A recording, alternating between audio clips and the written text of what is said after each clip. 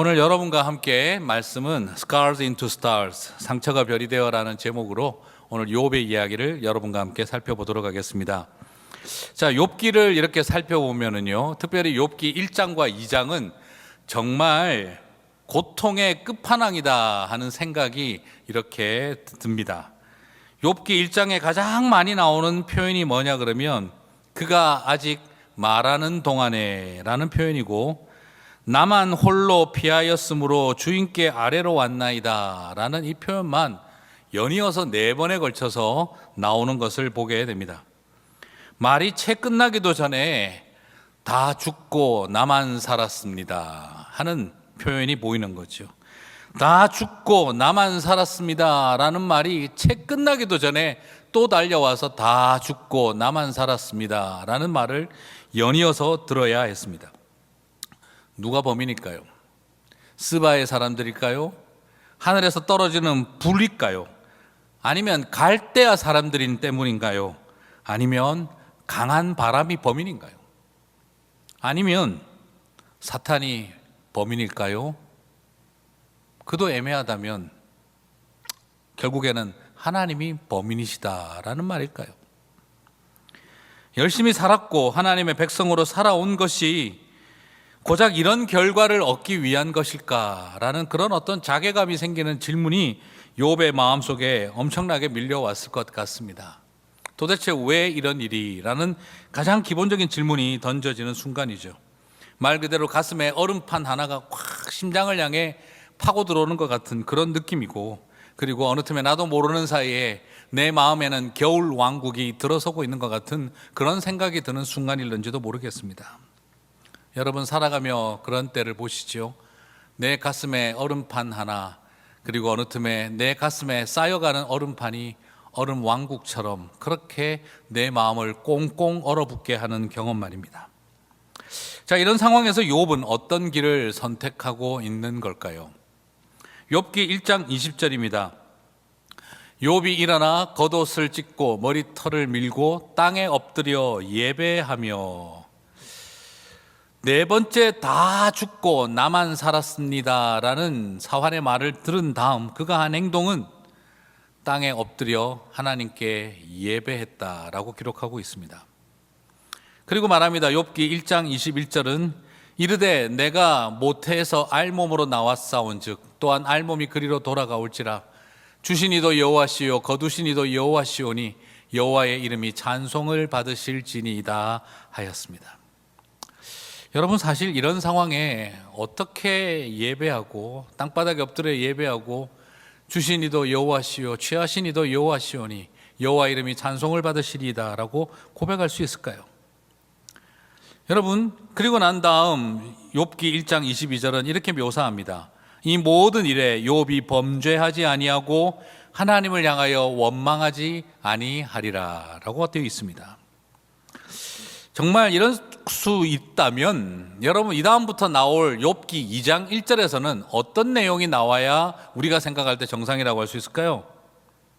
사단이 완전히 내가 이 내기에 하나님에게 졌다라고 말하며 하나님의 축복과 회복이 시작되었다는 내용이 욥기 2장 1절부터 나와야 할 것 같은데, 그러나 욥기 2장 1절은 이런 상황에도 찬양하고 예배한 욥의 결말은 뭐냐면 이제는 자신이 치명적인 정말 독종과 가려움증과 피부병으로 먼지를 뒤집어쓰고 기왓장으로 몸을 긁어대는 자리까지 가게 되었습니다.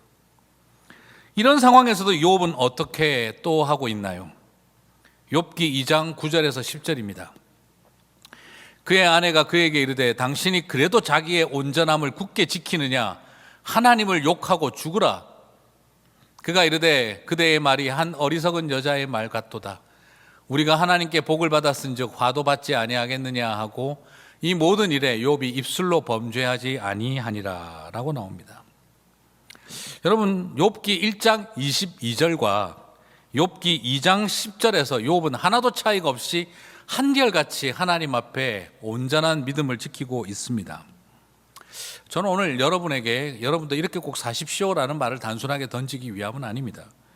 여러분 이 정도까지 왔으면 이제 욥기 3장부터는 정말 어떤 내용이 나와야 할까요?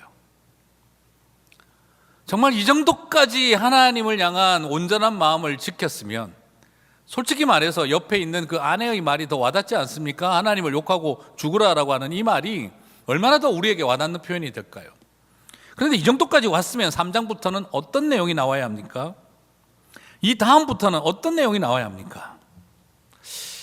자, 이래도 사탄이 덤빌까요? 욥기서는요 3장부터 더 이상 사탄이 하나님 앞에 흥정을 걸지 않습니다. 더 이상 사단이 시험하는 일은 일어나지 않습니다.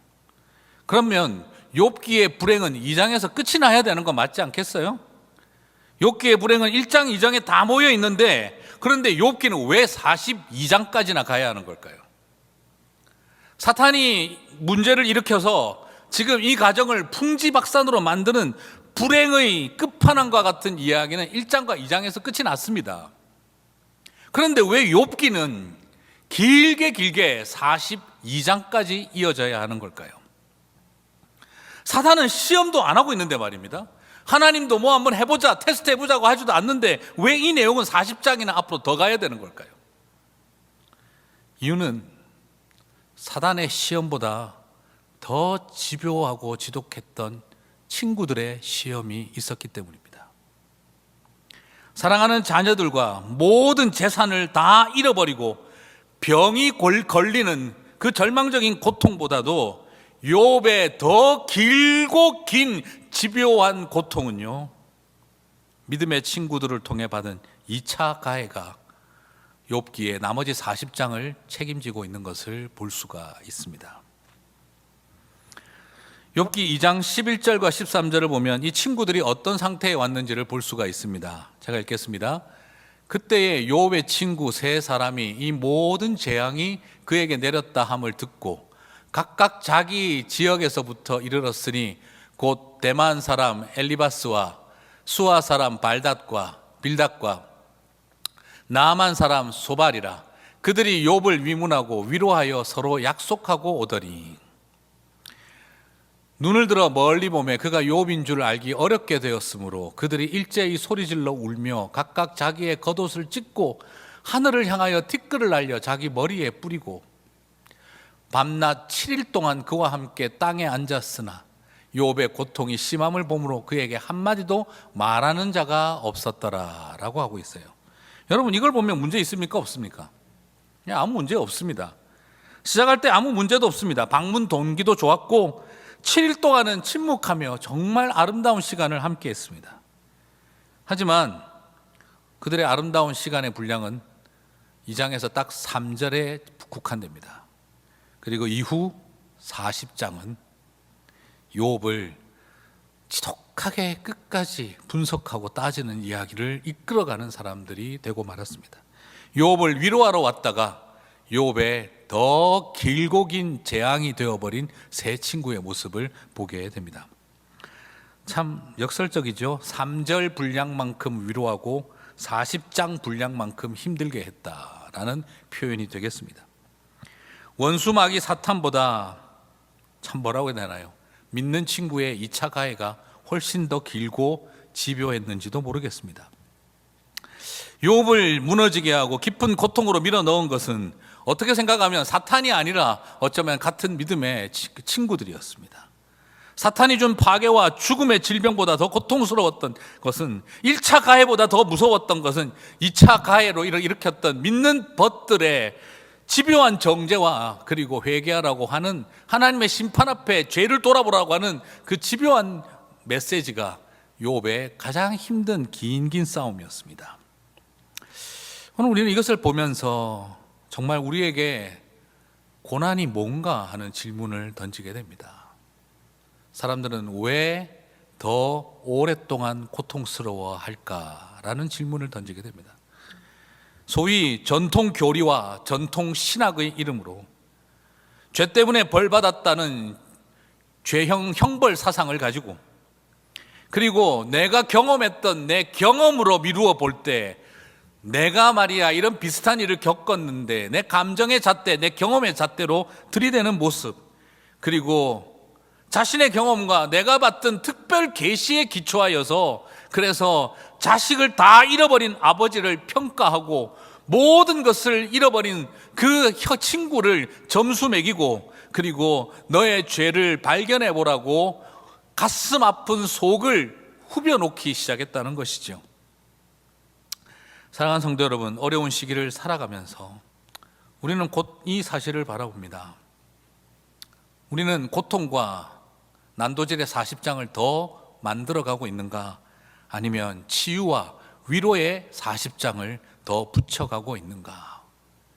욥기는 1장부터 42장까지 현실과 상황과 환경으로 인하여 당하는 고통보다는 벼락처럼 경험한 2장의 고통에 대해서 벗들의 끊임없는 질문과 분석에 시달리는 2차 가해를 경험했던 것을 살펴볼 때, 어렵고 힘든 시기 저와 여러분은 이 40장을 1장과 2장은 저는 말하고 싶지 않습니다. 그러나 남은 40장을 혹시 우리는 또 다른 분석과 고통으로 채우고 있을까? 아니면 치유와 위로로 채우고 있을까를 우리 스스로에게 질문을 던져야 합니다. 우리는 어떤 친구들이 되어야 할까요? 욥기 21장 2절을 통해 욥은 말합니다. 참 그 말이 절실합니다. 너희는 내 말을 자세히 들어라. 이것이 너희의 위로가 될 것이니라. 자, 우리 개역 한글 성경 버전으로 보면 이 의미가 좀 모호하죠, 그죠? 너희는 내 말을 자세히 들으라. 이것이 너희의 위로가 될 것이라. 아니, 무슨 친구들을 위로한다는 말인가? 말의 의미가 조금 분명하지 않습니다. 그러나 원래적인 의미는 정반대로 쓰여져 있습니다. 욥기를 좀 더 잘 이해하시려면 저는 표준 세번역을 좀 읽어보라고 권해드리고 싶습니다. 이 부분을 표준 세번역은 이렇게 번역하고 있습니다. 너희는 내 말을 건성으로 듣지 말아라. 너희가 나를 위로할 생각이면 내가 하는 말에 귀를 기울이라. 그것이 내게는 유일한 위로이다 라고 번역을 하고 있습니다. 스스로 계시의 입을 가지고 자꾸 나한테 뭘 말해주려고 하는 일은 좀 그만하고, 건성으로, 내가 하는 말을 건성으로 듣지 말고 제발 내 말 좀 들어다오. 하나님은 우리를 향해 계속해서 말하는 분이 아니라 우리의 고통을 들으시는 분이신데 왜 우리는 자꾸 말해주려고 하는 걸까요? 그들은 단 3절 동안 침묵하고 40장 동안 말을 합니다. 아픔 탐지기를 사용하시는 하나님, 슬픔 탐지기를 사용하시는 하나님과 달리 우리는 자꾸 죄 탐지기, 분석 탐지기를 자꾸 사용하려고 한다는 거죠. 저번 이 세 친구가 위로한 사람, 기도하는 사람들이었다고 한다면 머리를 많이 써야 하는 것이 아니라 가슴을 사용해야 했습니다. 입을 많이 사용해야 하는 것이 아니라 귀를 사용해야 했습니다. 10명의 자식을 잃은 애비에게 비평가와 분석가가 필요한 것이 아닙니다. 완전히 망하고 병에 걸려 기왓장을 긁고 죄를 뒤집어 쓴 사람에게 침 튀기듯이 말을 할 것이 아니라 눈물을 쏟으며 오열해야 했던 것이죠. 욥기 5장 27절을 보면 이 친구들의 마음 상태가 드러나고 있습니다. 같이 한번 읽어볼까요? 볼지어다 우리가 연구한 바가 이와 같으니 너는 들어보라. 그러면 네가 알리라. 욥의 친구들은 지금 중요한 포인트가 어디에 있습니까? 너에게 일어난 일을 우리가 연구했다는 거예요. 성경을 펴내놓고 문헌 연구를 했고, 그리고 여러 이스라엘의 사람들의 선친들의 가르침을 참고하면서 이런 일이 왜 생겼는가를 우리가 열심히 연구했다라고 말하고 있습니다. 왜 사람들의 고통에 대해서 연구가 필요한 걸까요? 오히려 그 마음을 들어주는 일, 그 눈물의 이야기 속에 귀를 기울이는 일이 더 필요하지 않았을까요? 왜 슬픔을 분석해주고 답을 주어서 네 스스로 회개하라고 자꾸 그 메시지를 던졌던 걸까요? 왜 가슴이 필요한 자리에 머리를 들이댄 걸까요? 왜 귀가 필요한 자리에 입술을 내세웠던 걸까요? 오늘 우리는 이 시대를 살아가며 욥의 이야기를 살펴보며 이런 이야기를 해야 됩니다. 타인들의 고통을 그만 연구하십시오 라는 말을 해야 합니다. 어쩌면 우리는 그런 모습으로 마치 TV 보다가 잠깐 남는 시간 동안 이웃들의 이야기를 가지고 연구하는 시간을 갖습니다. 이것이 오늘 어쩌면 욥기 40장의 이야기의 메인 아이디어가 되어버린 우리의 모습과 같지 않을까 싶습니다. 사람들의 슬픔과 고통에 대해 우리는 좀 더 너그러워졌으면 좋겠습니다. 고통은 연구와 분석이 필요한 것이 아니라 공감과 눈물이 필요합니다.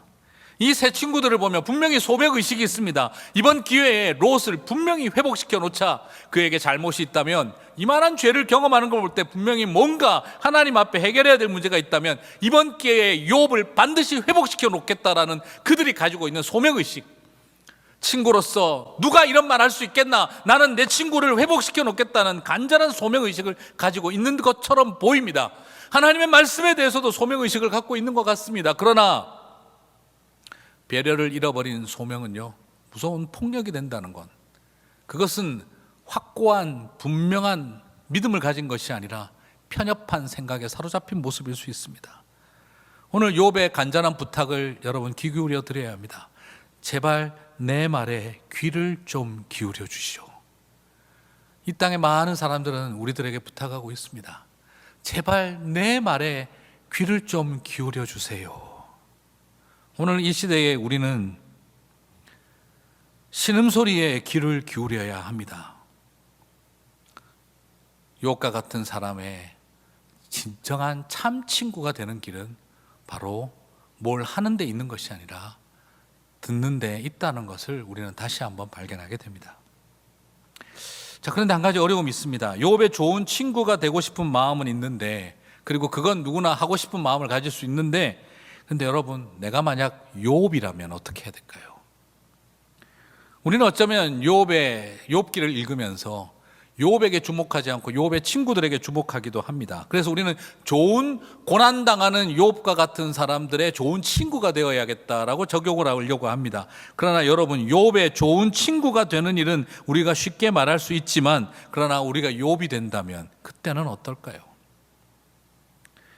욥기를 보면서 나는 욥 친구처럼은 안 되어야지 하는 강조점만을 우리가 마음속에 갖지 말고, 내가 만약 욥이라면 하는 그 현실 앞에 우리는 정직하게 그 현실 앞에 서볼 수 있는 마음을 가져야 합니다. 욥기 21장 10절에 그는 고통 속에서 그가 이렇게 고백합니다. 그 친구들과의 지긋지긋한 싸움 속에서도 그는 이렇게 고백합니다. 그러나 내가 가는 길을 그가 아시나니 그가 나를 단련하신 후에는 내가 순금같이 되어 나아오리라. 여러분, 오늘 여기에서 욥은 이 고통을 무엇으로 이해하고 있습니까? 이 모든 것이 결과가 아니라 과정이다 하는 것입니다. 욥은 지금 이 모든 것이 하나님이 내 인생을 파괴하기 위한 결론을 지어놓고 있다라고 마침표를 찍은 것이 아니라, 욥은 지금 이 상황이 나를 순금같이 만들어 가시는 하나님의 과정 속에 있다라는 것을 고백하고 있습니다. 사랑하는 성도 여러분, 오늘 우리가 욥의 자리에 만약 선다면 우리는 많은 일들을 바라볼 때 먼저 마침표를 찍지 말아야 합니다. 하나님이 때로는 우리 아무리 이런 기도해도 환경이 변하지 않고 이 기가 막힌 환경 속에 나를 그대로 두는 것처럼 여겨질 때에는, 그때는 하나님이 환경의 변화를 통해 나를 도우시는 것이 아니라, 하나님은 환경을 그대로 두고 나를 변화시키기를 원하실 때 하나님은 환경에 대해서, 상황에 대해서 침묵하신다는 것을 기억했으면 좋겠습니다. 나를 순금으로 바꾸는 시간이기 때문에 하나님은 용광로의 불을 꺼뜨릴 수 없는 것입니다. 하나님은 나를 정금같이 만들어야 하기 때문에 그 끓어오르는 그 뜨거움을 멈추게 하실 수 없는 것입니다.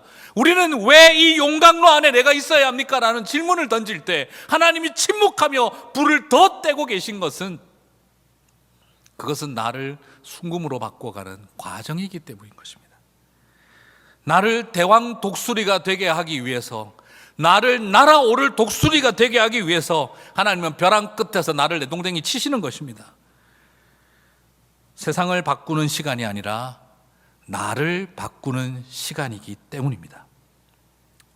사랑하는 성도 여러분, 오늘 욥을 통해 우리가 발견했으면 하는 것은, 하나님이 나를 만지시는 시간을 환경을 만지는 시간과 다른 것을 볼 수 있었으면 좋겠습니다. 사실 굉장히 어려운 것이 바로 하나님의 이 주권을 인정하는, 나를 빚으시는 일에 하나님의 주권을 인정하는 게 굉장히 어렵습니다. 주신 자도 여호와시요 취하신 자도 여호와시오니 나의 길 오직 그가 아시나니 나를 단련하신 후에 내가 정금같이 나아오리다. 여러분, 잘 될 때 하나님의 주권을 인정하지 못할 사람 누가 있겠습니까?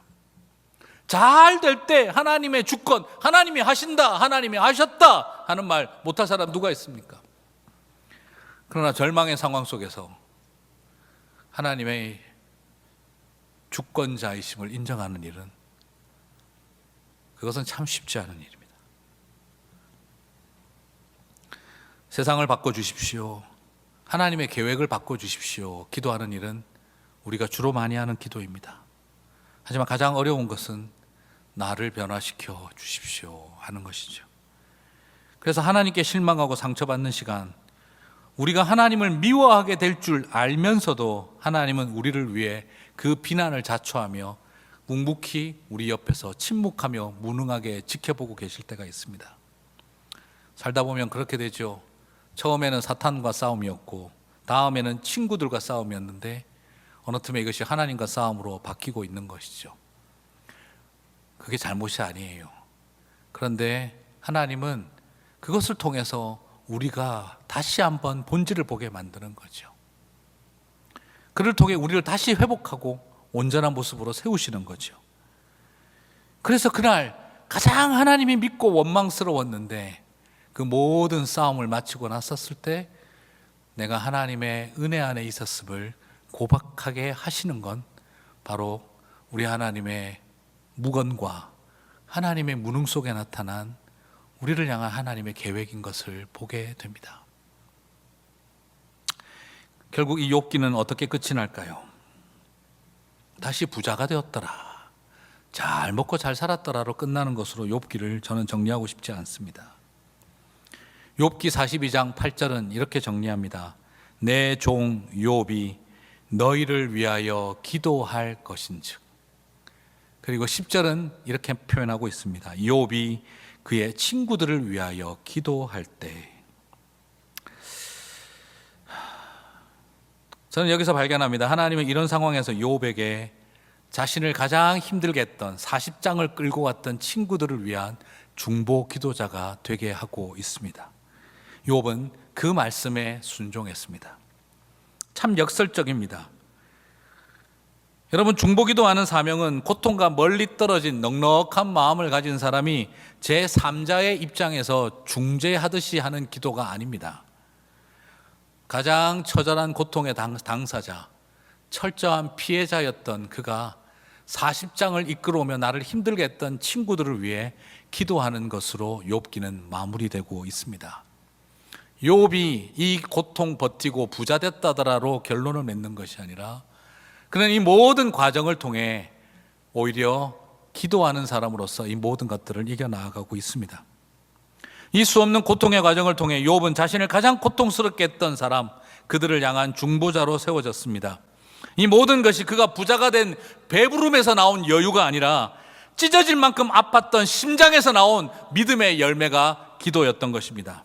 나를 죽이던 상처를 다시 다른 사람 살리는 상처로 바꾸어 놓은 것입니다. 바로 그 scars가 into stars로 바뀌게 되어진 그 순간이 되었던 것입니다.